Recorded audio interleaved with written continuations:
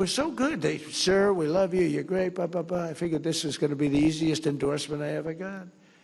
And I said, I'd love to have your endorsement. And it was like ice. It was like death. I said, what the hell? What happened? And I said, could I ask what's going on? You were really nice, and now you've just clammed up, and you're like scared. And one of them stood up, that Paula knows very well. He said, sir, we're very concerned because if we speak about religion, if we ever endorsed you as an example, we would lose our tax-exempt status immediately and our church would go out of business. He said, what's that all about? And it was the Johnson Amendment. Lyndon Johnson had a fight with somebody in Dallas or Houston with a minister, and he didn't like him, and they didn't like each other. And the minister thought he was terrible, and I guess he didn't like the minister. And he was a powerful president. He knew how to do things, and he got something passed called the Johnson Amendment, which basically takes away your right of speech. And people like me, and people like a lot of people, they want to hear from ministers. They want to hear from priests. They want to hear from them. And you were restricted from talking about very important things like who to elect. If you said that, you were gone. You couldn't do it, even if you said it in a very nice way, because they were going to be better for the church. And we worked hard, and we're going to make that permanent pretty soon, I think, Mike. But we worked hard at getting rid of the Johnson Amendment. It's gone as far as you can say anything you want. Now, if you do say something bad about Trump, I will change my mind, and I will have your tax-exempt status immediately revoked. If I go into one of these churches, we will stop Trump. You ever hear some of these guys? I said, not too many, I can tell you, because we won like 94% of the vote. People got it. People got it. We had a lot of people pretending. They pretended to be very religious, but I don't believe they were. But the people ultimately, they ultimately got it. You know, you have a Robert Jeffress. I don't know if he's here. Is he here, Robert? Is he here? Robert Jeffress was on television in 2016 when I just sort of announced I was running.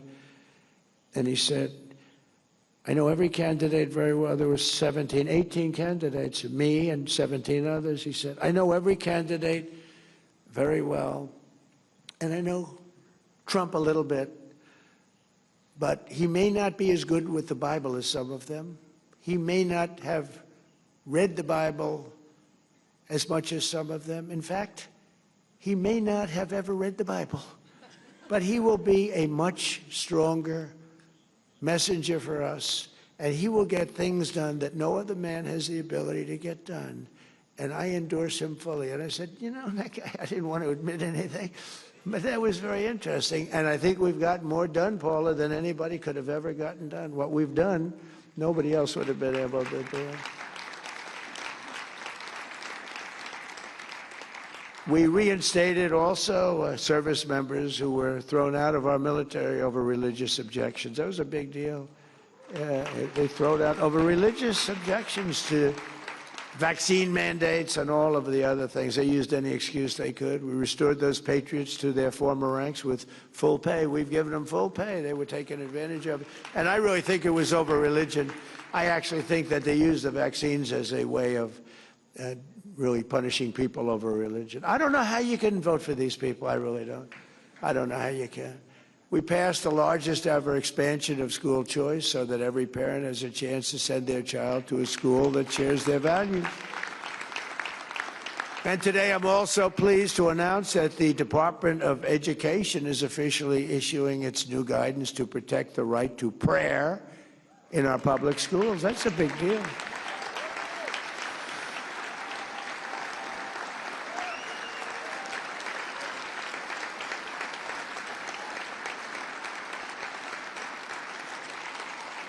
Now, the Democrats will sue us, but we'll win it. We'll win it. They'll sue us. They sue us for everything. I'm the most sued human being in history. They've sued me for everything. I got impeached twice over nothing, but the Republicans were great. Just wiped them right out. But I got impeached. I got indicted. wipe them out. There's never been, there's never been, to the best of our knowledge, any politician that's ever been indicted who won an election. Very popular politicians got indicted, they lost. I got indicted so much, I got tired of calling my wife. I'd say, darling, I was just indicted again. She said, oh, darling. What? Oh, what does that mean? She's very elegant. You saw that from the movie. She's not into the world of indictments. It's not Melania. No, she doesn't know what an indictment, it's not her deal. Her movie, by the way, big success. That movie is a big success. Yeah, I called up so many times. I'd say, honey, I just got indicted again. Don't worry about it. But think of it, many times. And then they say, Donald Trump is using the Justice Department to get even. And I don't. But wouldn't I have a right to? Think of it. There's never been in history a president treated like I got treated. But they say I use it. And it's amazing. I did that interview yesterday, and they said that. They said the question, are you using the Justice Department for your own personal gain? They said, they indicted me 87 times. It's the most incredible thing. But we don't do that, Pam, do we? Huh? We do what's right. We do what's right. And Pam does it. We have great people. We have great people working there. But we do what's right. We expanded the Mexico City policy to stop taxpayer dollars from being used to promote radical gender ideology all around the world. No other president would do that. No other president would do it. And my administration also rejoined the Geneva Consensus Declaration to affirm the right to sovereign nations to protect life, defend the family, and to be faithful to God. Nobody ever did that. I signed an executive order to slash federal funding for any public school that pushes transgender insanity. This is crazy. On our youth. Who would think about that? Who would think if you go back 15 years, you're talking about, and I stopped the mutilation of children. The mutilation, the word is mutilation. They mutilize, the mutilation of children. I stopped it. Who would think if you said that 15 years ago, they'd say, what the hell is he talking? Is he crazy? It's levels you've never seen. We're still fighting it, but, transgender for everybody. They want transgender for everybody. We stopped it. And we also, very importantly, we got men out of women's sports. It's enough of that nonsense.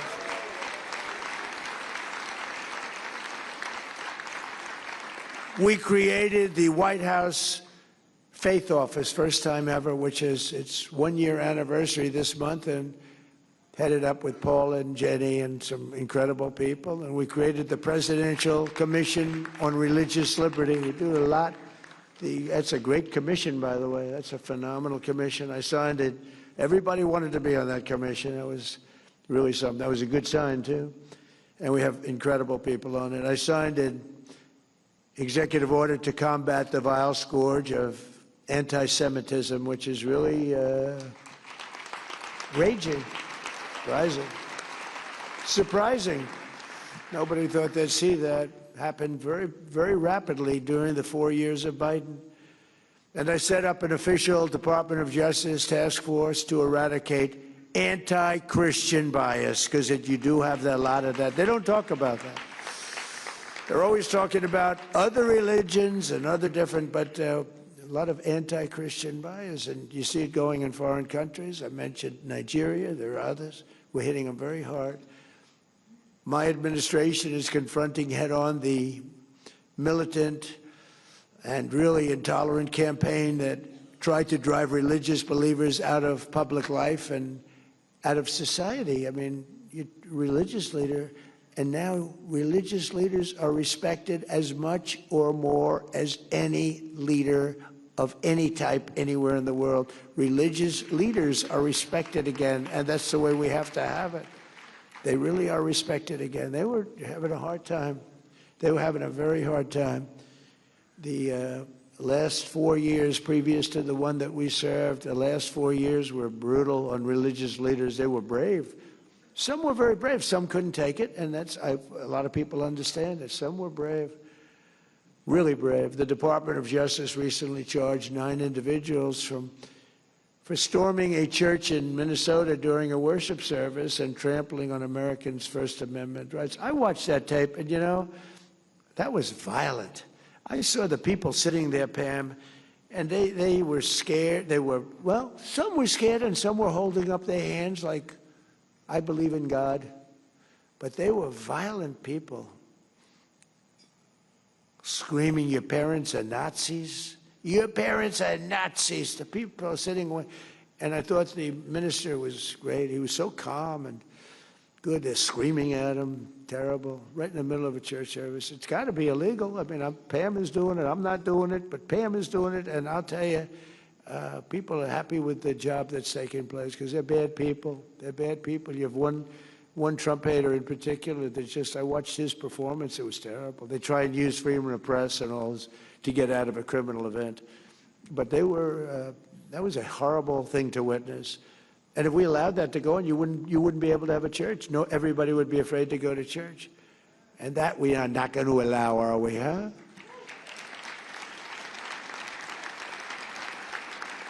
And in the audience today is an incredible woman who reminds us what a precious gift of religious liberty we have here in America, a tradition that sadly is not shared in so many places in the world, and even in our country.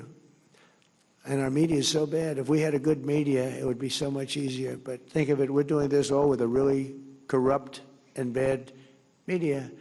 Miriam Ibraim is a Christian from Sudan, and I'm working hard to end that war. We're very close to getting it done.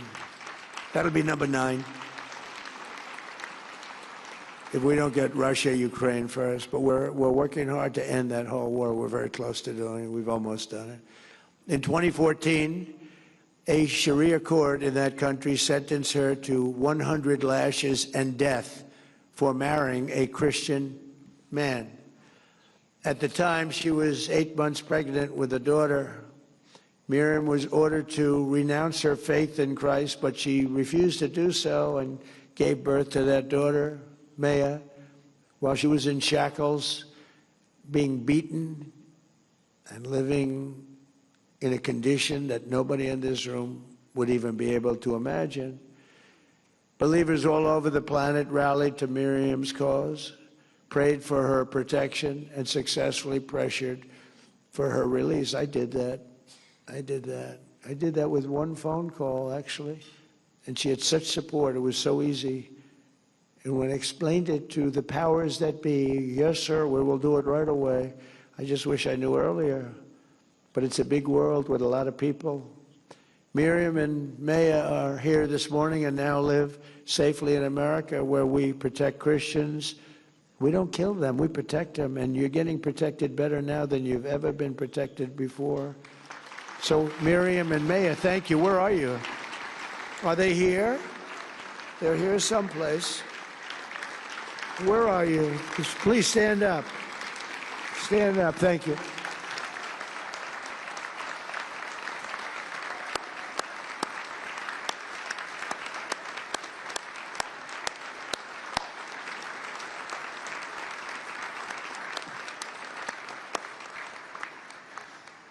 That's great. A lot of bravery. No administration in modern history has done more to confront the plight of persecuted Christians around the world than we have. With us, it's a mission. It's actually a mission. On Christmas Day, in close coordination with the government of Nigeria, we worked with them, but they got to get tougher. I ordered powerful airstrikes to decimate the ISIS terrorists who have been slaughtering Christians in that country by the thousands. It's not even believable. We hit them so hard, they still don't know what the hell happened. And we were going to do it on a different day. I said, no, do it on Christmas, so they understand it. Remember, Christmas was, when I ran in 2015, when I announced, I said, we're going to bring back Christmas, because the word Christmas was almost gone, and we did. People use Christmas anymore. We brought back the word Christmas. They didn't want to use it, and we're using it again. But I specifically told Pete, I said, hit him on Christmas Day. Not earlier and not later, right, Pete? And man, did he hit him. So then we hit him again recently. We hit him again pretty hard. But we're honored to be joined today by the First Lady of Nigeria, who also happens to serve as a Christian pastor at the largest church in Nigeria, a very respected woman. First Lady, please, where are you?